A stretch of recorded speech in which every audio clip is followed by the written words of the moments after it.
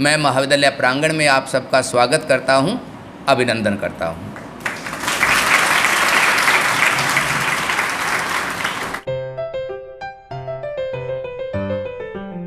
और आप देखिए कि खेलों का कितना महत्व है।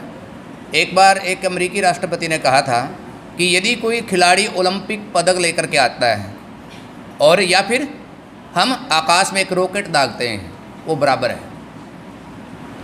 आपको बिल्कुल ये डायरेक्ट संबंध दिखाई देगा कि जो देश वैज्ञानिक रूप से आगे हैं वो खेलों में भी आगे हैं।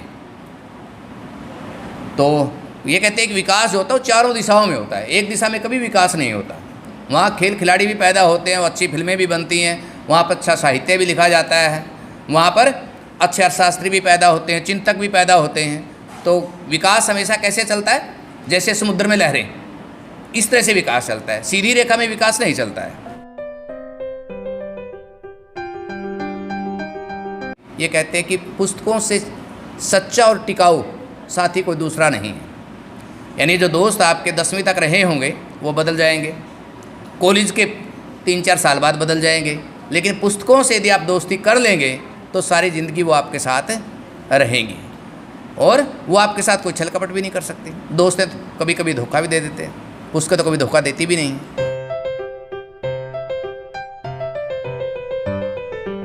बस नशे पर एक बात याद रख लेना कि कोई भी व्यक्ति पहली बार नशा खरीद के नहीं करता, पहली बार उसको फ्री में मिलता है। उस फ्री को कभी मत लेना और ये मत समझना कि नशा केवल लड़कों में और लड़कियों में नहीं है। लड़कों में यदि 10 साल पहले है तो लड़कियों में 10 साल बाद है वहाँ पर भी, वो भी गिरफ्त में आ चुकी हैं। तो कभी भी फ्री में आपने नशा नहीं लेना है, ताजिंदगी आप बच जाएंगे इस बात से।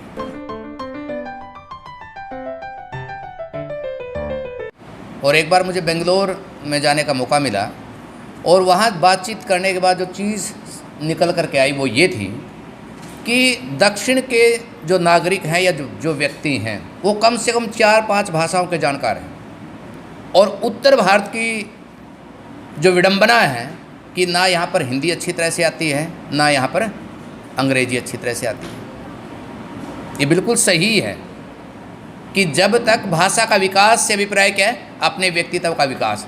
आप किसी पर्सनैलिटी को उठा करके देख लीजिए, जिसको आप अपने नायक और महानायक कहते हैं, उसको कम से कम 3-4 भाषाएं आती हैं। किसी को भी उठा लीजिए, यहाँ तक कि चाहे वो कोई पंजाबी का साहित्यकार हो, हिंदी का साहित्यकार हो, अंग्रेजी का साहित्यकार हो, कोई बढ़िया राजनेता हो, कोई चिंतक हो, कोई बुद्धिजीवी हो, वो एक भाषा का जानकार कभी आगे नहीं बढ़ता जब तक उसको कम से कम 3-4 भाषाएं नहीं आती।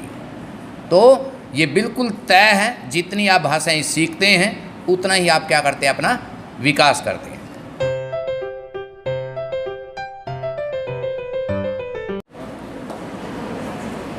बहुत ज़्यादा प्रशंसा होगी और गुरु वंदना होगी, लेकिन ये एक ही पक्ष है, इसका दूसरा पक्ष भी है। अक्सर अभी उस दोहे की चर्चा कर रहे थे कि गुरु गोविंद दाहू खड़े। कबीर का यही दोहा अक्सर बोला जाता है, लेकिन कबीर का एक दूसरा बड़ा चर्चित दोहा है इसको लेकर के। वो ये है कि जाका गुरु भी आंधला चेला खरा निरंध, जाका गुरु भी आंधला चेला खरा निरंध, और अंधा अंधा ठेलिया दोनों कूप गिरंध।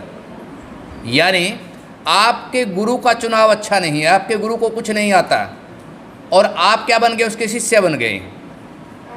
ठीक, ये उसी प्रकार की प्रक्रिया है कि 2 अंधे व्यक्ति मिलकर के रास्ता ढूंढने की कोशिश करते हैं, लेकिन कहाँ गिरते हैं? वो कुएं में जा कर के गिरते हैं। यानी 2 अज्ञानी व्यक्ति मिलकर के जब जिंदगी चलाते हैं तो उनका सर्वनाश होता है, सत्यानाश होता है। तो हमेशा गुरु भी तर्क से परे नहीं है, उसको भी बार बार आपको अपनी कसौटी पर कसना आना चाहिए। आपके अंदर इतनी योग्यता होनी चाहिए कि आपने अपने गुरु का चुनाव ठीक करना है या नहीं करना है।